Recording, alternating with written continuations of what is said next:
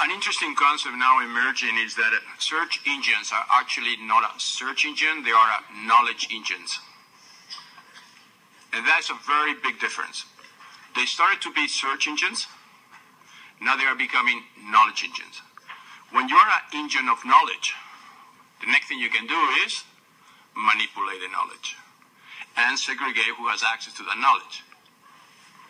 So that's why it's essential, and I go back again to the identity, is that if we centralize processes, and that has happened in the history of humankind, anytime anyone has ever tried to centralize something, it created abuse, exclusion, and basically minorities got out of the game.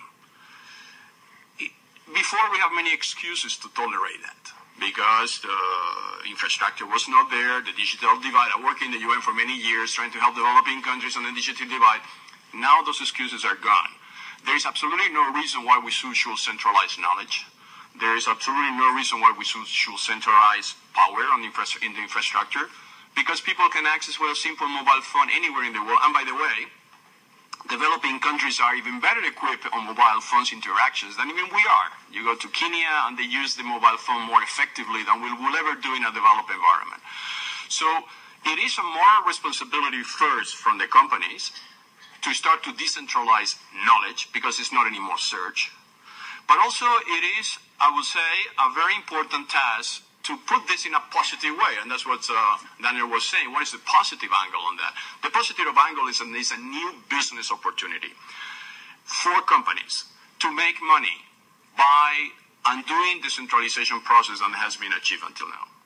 Because, as I said before, if you protect the identity of a person in a mobile phone, and that person can access to clouds, for instance, rather than centralized cloud, because again, the cloud process is all centralized in 2 or 3 big, huge data centers collected by 3 or 4 companies, which now has something like 98% of the cloud usage in the world.